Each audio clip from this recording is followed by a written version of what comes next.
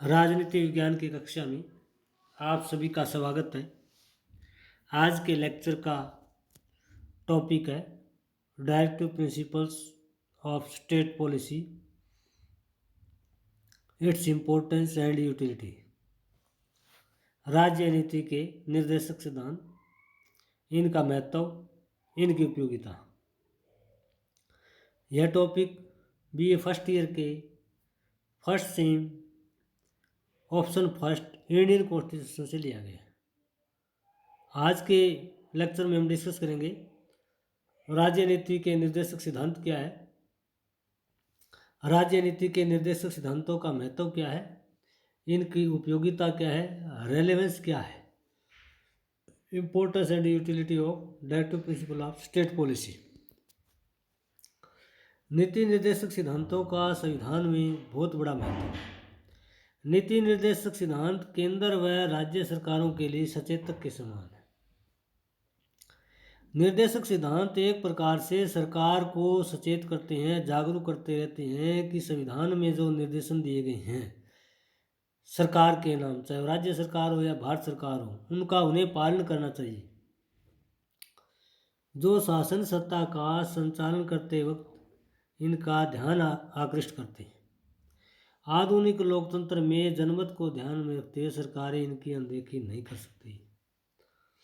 वर्तमान परिप्रेक्ष्य में पूरे विश्व में इंफॉर्मेशन टेक्नोलॉजी का जिस तरह से डेवलपमेंट हुआ है,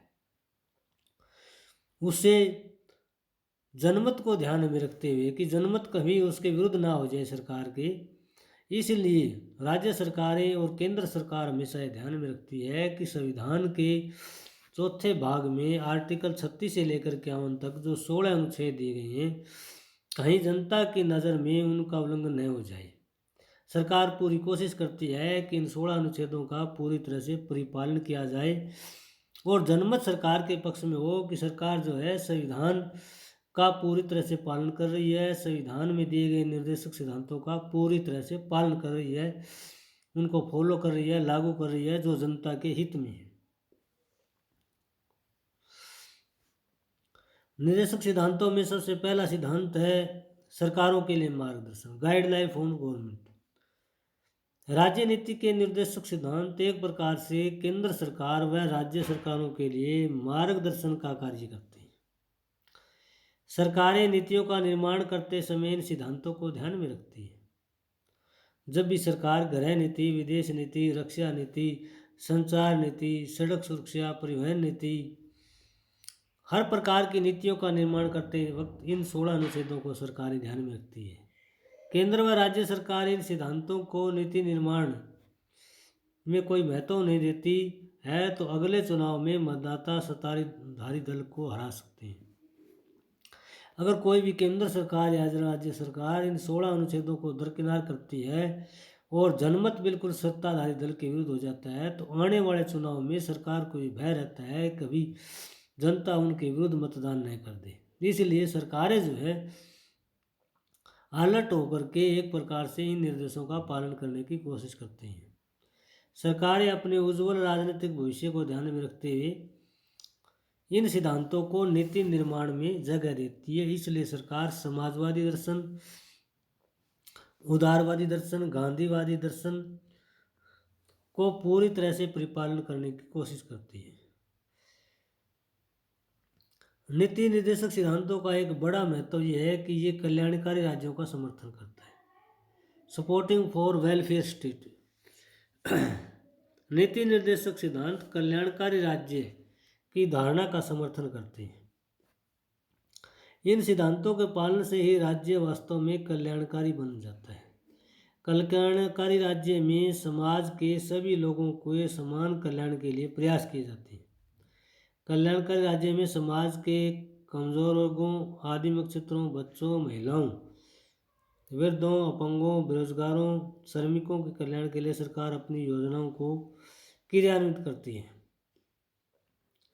एक प्रकार से नीति निर्देशक सिद्धांत देश में कल्याणकारी राज्य की स्थापना का मार्ग प्रशस्त करते हैं, क्योंकि कल्याणकारी राज्य में आर्टिकल 39, 40, 41, 45, 46, 48 इन सभी अनुच्छेदों का कहीं न कहीं समाज के कमज़ोर वर्गों के लिए, पुरुष स्त्री के बीच वेतनमान के डिफरेंस के लिए, बच्चों के कल्याण के लिए, बच्चों की शिक्षा के लिए, महिलाओं के लिए, प्रसूति महिलाओं के लिए, वृद्धों की सहायता के लिए, अपंगों के लिए, बेरोजगारों के लिए, श्रमिकों के कल्याण के लिए अनेक प्रकार की योजनाएं बनाई जाती है। ग्रैनविल ऑस्टिन का कहना है कि इन सिद्धांतों का लक्ष्य सामाजिक क्रांति स्थापित करने के समान है। ग्रैनविल ऑस्टिन मानते हैं कि एक प्रकार से ये सिद्धांत समाज में सोशल रेवोल्यूशन को स्थापित करने की, क्योंकि समाज में जो कुरीतियाँ हैं, समाज में जो कुप्रथाएं हैं, समाज में जो डिफरेंसेस है, क्लेशेस है, उनको समाप्त करने का ये प्रयास करते हैं। राज्य नीति के निर्देशक सिद्धांतों का तीसरा महत्वपूर्ण उपयोग है न्यायालयों के लिए पथ प्रदर्शक as a guide for courts. नीति निर्देशक सिद्धांत न्याय संगत नहीं है, लेकिन न्यायालयों के लिए पथ प्रदर्शक का कार्य करते हैं। भारत में सामाजिक आर्थिक लोकतंत्र की स्थापना के लिए इन सिद्धांतों को महत्व दिया गया है। न्यायालय अपने निर्णय देते समय व्यक्तिगत हित की अपेक्षा सामाजिक हित को महत्व देते हैं। 1952 में कामेश्वर प्रसाद बनाम बिहार प्रदेश कल्याण में सर्वोच्च न्यायालय ने अनुच्छेद 39 के आधार पर निर्णय दिया कि जमींदारी प्रथा को समाप्त करना एक सार्वजनिक हित है।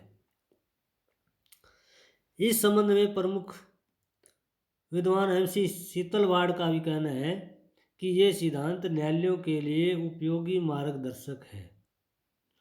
MC शीतलवाड़ कहता है कि न्यायालयों के लिए, कोर्ट्स के लिए एक मार्गदर्शन का, गाइड का कार्य करते हैं। इन्हीं के आधार पर जजेस जो है निर्णय लेते हैं कि सुप्रीम कोर्ट, हाई कोर्ट में जो केसेस आते हैं उनमें जनहित कितना है। एक प्रकार से ये जो सिद्धांत है भारत में सामाजिक और आर्थिक लोकतंत्र की स्थापना में बड़ा योगदान देते हैं, और न्यायालय निर्णय देते समय व्यक्तिगत हित की तुलना में जो सार्वजनिक हित है उसको ज़्यादा महत्व देते हैं। जैसा कि 1952 में कामेश्वर प्रसाद बनाम बिहार प्रदेश कल्याण में आर्टिकल 39 को आधार मानते हुए कोर्ट ने निर्णय दिया कि जमींदारी प्रथा को समाप्त करना एक सार्वजनिक हित है, क्योंकि जमींदारी प्रथा से समाज में कुछ एक विशेष जो कम्युनिटी के लोग हैं उन्हीं का हित होता था, जो किसान है उसका पूरी तरह से शोषण होता था। तो ये प्रकार का ये पब्लिक इंटरेस्ट है। नीति निर्देशक सिद्धांतों की चौथी महत्वपूर्ण उपयोगिता है सरकार की सफलता के मापदंड, standard for measuring of achievement of government. सरकार ने कितना प्रदर्शन किया है, कितनी सफलता पाई है, सरकार के परफॉर्मेंस का क्या पैमाना है। नीति निर्देशक सिद्धांत सरकारों की सफलता या असफलता को जांचने का मापक यंत्र है। अगर कोई सरकार इन सिद्धांतों को पूरी तरह से अनदेखी करती है तो अपना कार्यकाल करने के उपरांत अगले चुनाव में जनता अपनी मत प्रक्रिया के द्वारा इन सत्ताधारी दल को चुनाव में हरा सकती है। अगर सरकार इन सिद्धांतों को अपनी नीति निर्माण में जगह देती है तो आगामी चुनाव में जनमत सरकार के पक्ष में होता है और सत्ताधारी दल को दोबारा चुनाव जीतने का अवसर प्राप्त होता है। 2009 के लोकसभा चुनाव में यूपीए दोबारा सत्ता में आना मनरेगा और सूचना का अधिकार जैसी नीतियों का परिणाम था, इसने भारत के आम व्यक्ति को केंद्र सरकार के प्रति सकारात्मक दृष्टि से प्रभावित किया। 2014 के लोकसभा चुनाव में बीजेपी का सत्ता में आना कांग्रेस शासन द्वारा जनहित में अनदेखी करना था। तो एक प्रकार से ये नीति निर्देशक सिद्धांत सरकार की सफलता असफलता के मापक यंत्र हैं। आने वाले चुनाव में अगर कोई सत्ताधारी दल किसी प्रकार से इन समाजवादी सिद्धांतों का, गांधीवादी सिद्धांतों का, आदर्शवादी सिद्धांतों का उल्लंघन करता है तो जनमत पूरी तरह से सत्ताधारी दल के विरुद्ध हो जाता है और सत्ताधारी दल को चुनाव में हार का मुंह देखना पड़ता है। अगर सरकार इन निर्देशों सिद्धांतों का पूरी तरह से पालन करती है तो जनमत सरकार के पक्ष में होता है और फिर जो आने वाले चुनाव उसमें जनता सत्ताधारी दल के पक्ष में मतदान करती है। तो एक प्रकार से सरकार की सफलता के ये मापक यंत्र है। पांचवा बड़ा इंपॉर्टेंस है सरकार द्वारा अनुपालन, फॉलो बाई गवर्नमेंट।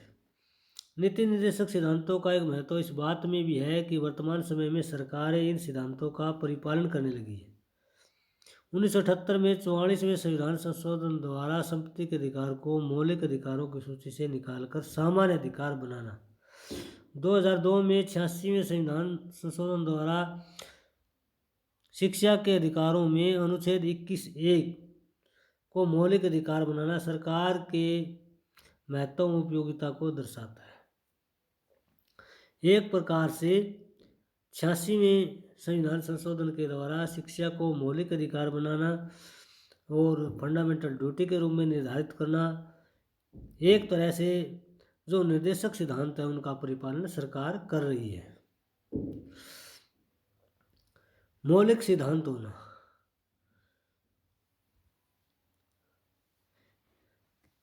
संविधान के अनुच्छेद 37 के अनुसार इन सिद्धांतों को मौलिक बताया गया। इन सिद्धांतों के शासन का आधारभूत तत्व माना गया। केंद्र व राज्य सरकारों को इनका अनुसरण करना मौलिक कर्तव्य माना गया। विधान पालिका एवं कार्यपालिका दोनों को इसका न केवल समर्थन करने के लिए कहा गया है,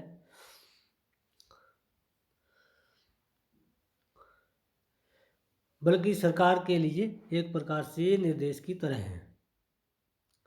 नीति निर्देशक सिद्धांतों में छठा महत्वपूर्ण जो इम्पोर्टेंस है वो है आर्थिक लोकतंत्र की स्थापना में सहायक। Economic democracy. नीति निर्देशक सिद्धांतों का उद्देश्य भारत में न केवल राजनीतिक बल्कि आर्थिक लोकतंत्र की स्थापना करना है। डॉक्टर अंबेडकर चाहते थे कि भारत में सामाजिक लोकतंत्र के साथ साथ आर्थिक लोकतंत्र का होना अनिवार्य है। आर्थिक लोकतंत्र के बिना राजनीतिक लोकतंत्र अधूरा है। जब तक भारत में समाज के सभी लोगों को आर्थिक विकास के फल समान रूप से प्राप्त नहीं होंगे तब तक भारत का संपूर्ण विकास नहीं हो सकता। अनुच्छेद 39, 43, 45 व 47 में आर्थिक लोकतंत्र को स्थापित करने के सिद्धांतों का वर्णन किया गया है। एक प्रकार से काम की न्यायपूर्ण दशा, स्त्री और पुरुष के बीच वेतनमान को जो डिफरेंस है उसको आर्थिक आधार पर समाप्त करना, सबको आजीविका का अधिकार, देश के जितने आर्थिक संसाधन हैं उनका उचित रूप से बंटवारा किया जाए, उचित रूप से शक्ति आर्थिक संसाधनों का विकेंद्रीकरण किया जाए। ये सिद्धांत भारत में आर्थिक लोकतंत्र की स्थापना करते हैं। इन सिद्धांतों की सातवीं महत्वपूर्ण उपयोगिता है सामाजिक लोकतंत्र की स्थापना में सहायक। Helpful in establishing social democracy. नीति निर्देशक सिद्धांत देश में सामाजिक लोकतंत्र को स्थापित करने में सहायक है। सामाजिक भेदभाव व शोषण को दूर करने के लिए सिद्धांतों की महत्वपूर्ण भूमिका रही है। अनुच्छेद 36 में राज्य शब्द की परिभाषा दी गई है। अनुच्छेद 38 में समाजवादी राज्य की स्थापना का पर बल दिया गया है। 41 और 42 में समाज के सभी वर्गों के कल्याण के लिए सार्वजनिक सहायता प्रदान करने, प्रसूति सहायता प्रदान करने का कार्य राज्य का कर्तव्य बताया गया है।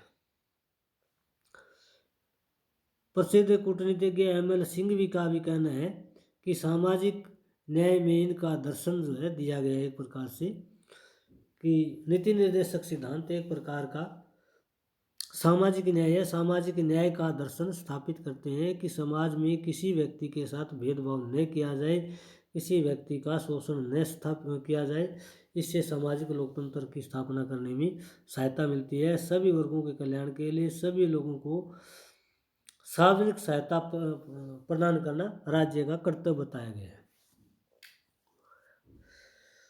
नीति निर्देशक सिद्धांतों का आठवां महत्वपूर्ण इम्पोर्टेंस और यूटिलिटी है एजुकेशनल इम्पोर्टेंस।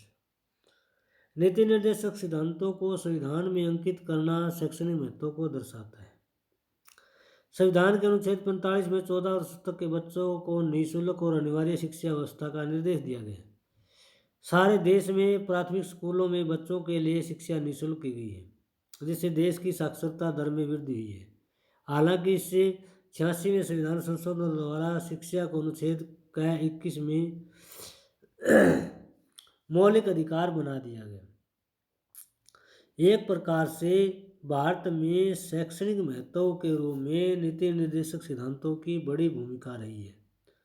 अनुच्छेद 45 में पूरी तरह से बच्चों के लिए निःशुल्क व अनिवार्य शिक्षा व्यवस्था पर जोर दिया गया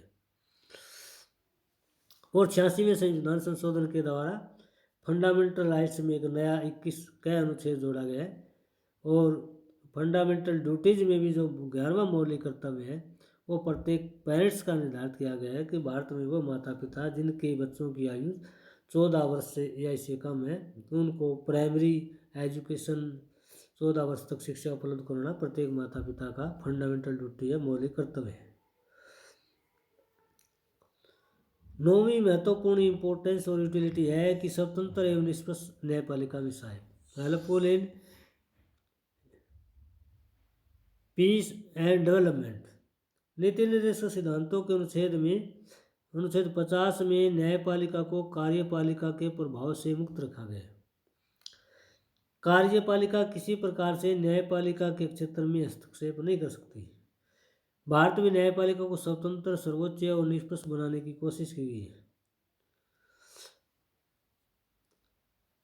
भारत में न्यायपालिका पूरी तरह से स्वतंत्र है क्योंकि न्यायपालिका में न्यायाधीशों की जो नियुक्ति है वो योग्यता के आधार पर होती है, अनुभव के आधार पर होती है। उन्हें 5 वर्ष के लिए, 10 वर्ष के लिए वकालत का या जजेज के रूप में अनुभव हो या राष्ट्रपति की दृष्टि में उच्च सत्र का वो विधिवेता हो, सम्मानित विधिवेता हो, ऐसे व्यक्तियों को न्यायाधीश भर्ती किया जाता है। किसी राजनीतिक व्यक्ति को इसमें न्यायाधीश भर्ती नहीं किया जाता। तो न्यायपालिका को जुडिशियल रिव्यू और जुडिशियल एक्टिविज्म की पावर भी है कि विधान पालिका द्वारा बनाए गए कानून और कार्यपालिका द्वारा पारित किए गए आदेशों को न्यायपालिका असंवैधानिकता के आधार पर रद्द कर सकती है। तो इन आधारों पर हम कह सकते हैं कि न्यायपालिका स्वतंत्र है, सर्वोच्च है, निष्पक्ष है और न्यायपालिका को, सर्वोच्च न्यायालय को भारतीय संविधान का अंतिम व्याख्याता और संरक्षक माना गया। संविधान के किसी प्रकार के प्रोविजन आर्टिकल की फाइनल जो इंटरप्रिटेशन है वो कोर्ट द्वारा ही की जाएगी और उसका संरक्षक जो है वो भी कोर्ट ही है।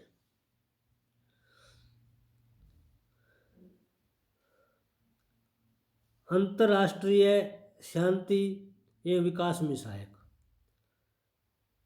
नीति निर्देशक सिद्धांतों की 10वीं महत्वपूर्ण इंपॉर्टेंस है कि इंटरनेशनल पीस और डेवलपमेंट में सहायक है। नीति निर्देशक सिद्धांतों के अनुच्छेद 51 में राज्य को निर्देश दिया गया है कि वह अंतर्राष्ट्रीय स्तर पर शांति विकास में अपनी सकारात्मक भूमिका का निर्वाह करेगा। राज्य अंतर्राष्ट्रीय कानूनों, संधि, समझौतों का पालन करेगा। राज्य अंतर्राष्ट्रीय विवादों का शांतिपूर्ण ढंग से समाधान करेगा। इसी सिद्धांत को क्रियान्वित करते हुए भारत ने संयुक्त राष्ट्र संघ की कार्य प्रणाली में उल्लेखनीय भूमिका निभाई है। अंतर्राष्ट्रीय स्तर में भारत के 100 से ज़्यादा शांति सैनिक शहीद हो चुके हैं। तो एक प्रकार से अनुच्छेद 51 के द्वारा भारत सरकार को ये निर्देश दिए गए हैं नीति निर्देशक सिद्धांतों के माध्यम से कि भारत सरकार शांति और सुरक्षा अपनी और पूरे विश्व के राष्ट्रों की बनाए रखेगी। भारत सरकार अंतर्राष्ट्रीय नियमों का, अंतर्राष्ट्रीय कानून का, अंतर्राष्ट्रीय संधि का जो पूरी तरह से परिपालन करेंगे, उनका किसी भी तरह से वायलेट नहीं करेगी। जितने भी अंतर्राष्ट्रीय विवाद है, अंतर्राष्ट्रीय टकराव के विषय हैं, उनका शांतिपूर्ण तरीके से समाधान किया जाएगा। तो आज का हमारा ये लेक्चर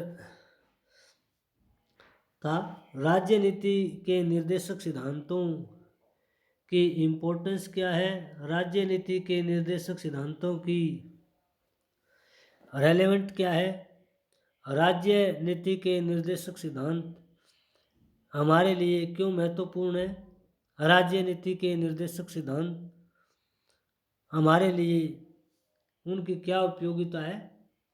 तो देश में सामाजिक और लोकतंत्र स्थापित करने के लिए, आर्थिक लोकतंत्र स्थापित करने के लिए देश के लोगों को सामाजिक न्याय उपलब्ध करवाने के लिए, सरकार की सफलता असफलता को जांचने के लिए, न्यायालयों के पथ प्रदर्शक के रूप में कार्य करने के लिए, सरकार के पथ प्रदर्शक के रूप में इन सिद्धांतों का बड़ा महत्व है।